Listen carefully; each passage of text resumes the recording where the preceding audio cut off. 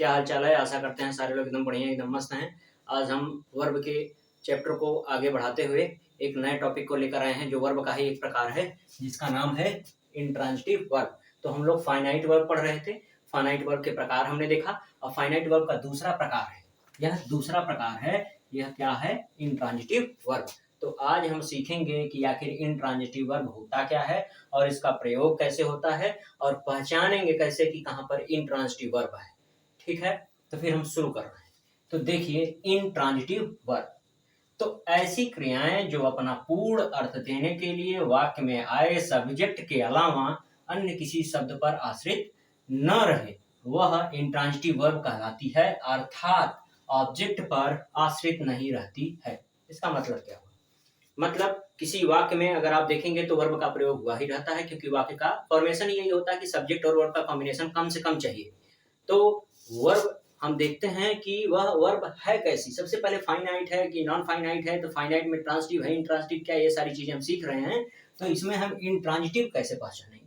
तो intransitive verb होने के लिए हमको यही देखना है कि जो वर्ब आई हुई है वाक्य में, वह वर्ब अपना अर्थ देने के लिए सब्जेक्ट के अलावा अन्य किसी शब्द का सहारा न ले। यानी अगर कोई वर्ब है तो वह वर्ब अगर प्रयोग में लाई गई है तो वह वर्ब अपना अर्थ दे, लेकिन केवल और केवल सब्जेक्ट का सहारा ले।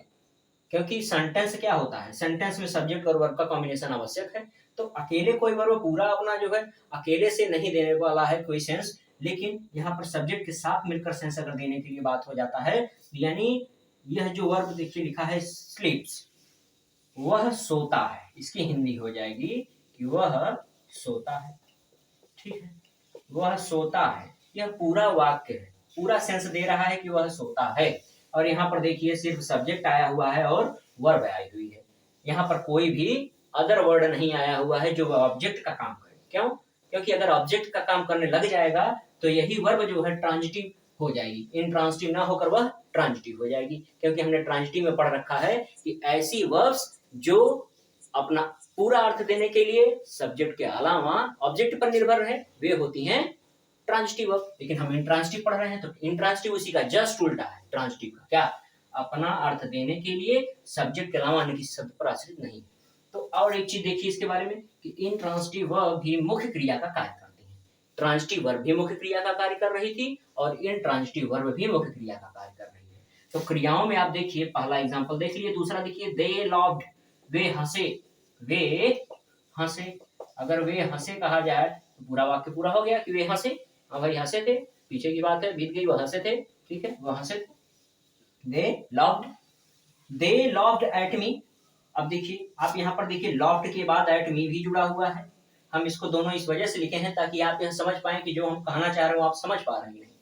मेन मतलब यहाँ पर यही है कि ऑब्जेक्ट नहीं आना चाहिए, लेकिन यहाँ एट मी लिखा है तो यह प्रीपोजिशन के बाद आया है तो कोई इसको ऑब्जेक्ट में गिनती इसकी नहीं होती। दे लॉफ्ट, वे हंसे, यानी यहाँ से यहाँ तक पूरा अपना अर्थ दे रहा है। एट मी, मेरे ऊपर हंसे, किस बात पर हंसे, वो अलग बात है। ठीक, लेकिन यह जो लॉफ है और यहाँ पर जो लॉफ दोनों लिखा गया है यही चीज है, लेकिन यह दोनों कैसी वर्ब्स हैं? ये इंट्रांजिटिव वर्ब है। ही स्लीप्स, वह सोता है, स्लीप कैसी वर्ब है? इंट्रांजिटिव है। लायन रोड्स, यानी दहाड़ा, शेर दहाड़ा। तो शेर अगर दहाड़ रहा है तो आप ही बताइए क्या इसमें और भी कुछ लगाने की जरूरत है ऑब्जेक्ट की? कैसे दहाड़ा, क्या दहाड़ा, कुछ नहीं, वह दहाड़ा बस। रोर, यानी यह जो है वर्ब, यह कैसी वर्ब है? इंट्रांजिटिव वर्ब है। इस प्रकार से आप जितनी भी ऐसी क्रियाएं सोच पा रहे हो जिनके लिए क्या है, ऑब्जेक्ट जरूरी ना हो, यानी अपना वो अर्थ देने के लिए किसी ऑब्जेक्ट पर आश्रित ना हो, वे कहलाती हैं इंट्रांजिटिव वर्ब। ठीक, तो ये एग्जांपल्स रहे, आप ये नोट कर लीजिएगा इसके बारे में। और एक चीज जान लीजिए कि इंट्रांजिटिव वर्ब मुख्य क्रिया का कार्य करती है और इसके क्या है, ये कुछ एग्जांपल्स रहे। ठीक, जब यह एक्सरसाइज खत्म हो जाएगी, मतलब जो पढ़ा रहे हैं टॉपिक, तो एक्सरसाइज मतलब इसके ऊपर जो है एक्सरसाइज लेके आएंगे। ठीक, यानी एक्सरसाइज हम लेकर आएंगे एक एक चीजों के लिए। ट्रांजिटिव वर्ब में भी 8, 10, 15 सेंटेंस, इंट्रांजिटिव वर्ब के 15, 10 सेंटेंस, ऐसे करके सब लेके आएंगे। अभी फिलहाल आप ये समझ लीजिए इसका फंक्शन क्या है। तो आप फंक्शन हमको आता है, समझ गए होंगे। यानी ऐसी वर्ब्स जो ऑब्जेक्ट का सहारा न ले अपना अर्थ देने के लिए, वे कहलाती हैं इंट्रांजिटिव वर्ब्स।